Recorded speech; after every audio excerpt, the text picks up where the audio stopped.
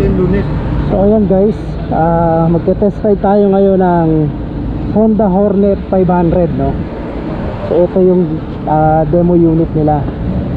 So nandito tayo ngayon sa low meet up event ng New Neymar or New Lifestyle dito sa Motorrad Alley, Lipa City, Batangas. So ito yung mga actually available na unit ng Honda for test ride. So meron tayo ditong Africa Twin, Transalt.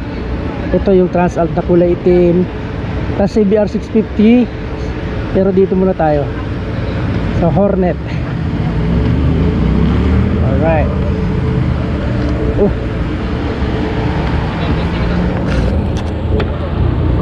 Iwan ko na lang. Yan. First time ko actually sasakay ng unit na ito.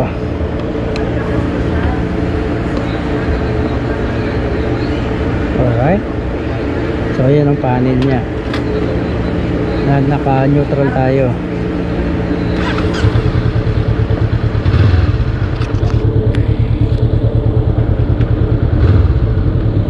So maganda siya. Kumbaga tukod na tukod ko lang pa ako, hindi masyadong mataas. Naka flat footed nga actually ako, ayan flat footed, kaliwat kanan. Tapos hindi masyadong subsob. Kumbaga sa laki ko na 5'9", 5'10". So meron siyang traction control tsaka ABS. So ito yung tatakbuhan natin. Let's go.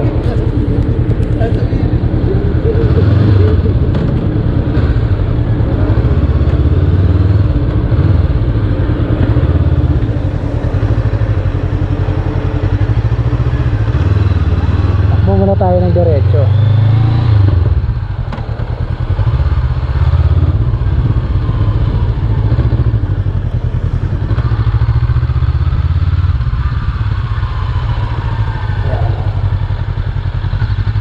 Gamay-gamayin muna natin. Tsaka delikado dito, medyo may mga lupa dito.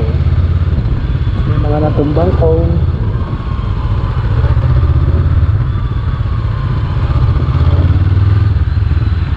Siyempre 500cc to, kaya medyo malakas na rin.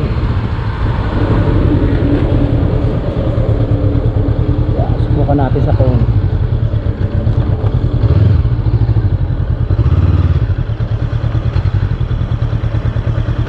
Alright. Hindi tayo masyadong biyasa sa ganito. Kaya medyo malayo-layo yung cone na ball ikutan natin.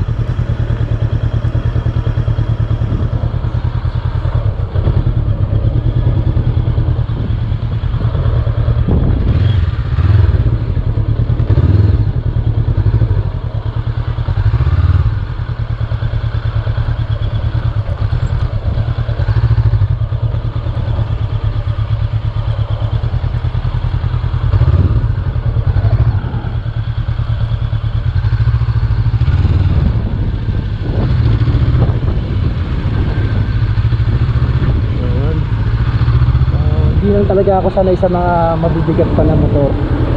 Actually magaan pa to, pero di hamak na mabigat naman to kumpara sa ginagamit natin ngayon.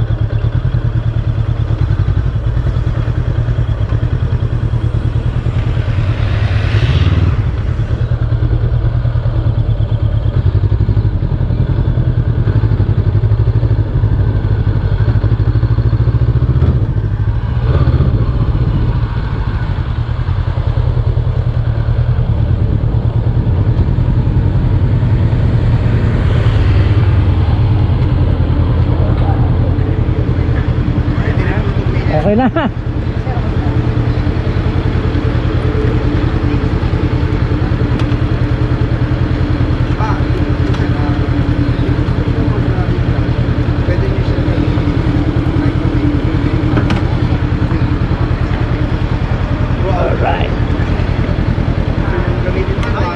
Thank you. Oo. Semi-manual siya. Pero pagka halimbawa, naka-semi-automatic ka, hindi mo na kailangan, kahit tumigil ka ng naka-third gear ka, walang problema. Ganun din naman kahit naka-manual ka. Kasi pagka ginagamit mo na siya, babalik siya dun sa kanyang setup na ikot. Pero pag gumamit ka ng clutch, matic manual ka. Ganun, auto shift siya ng clutch. Oo.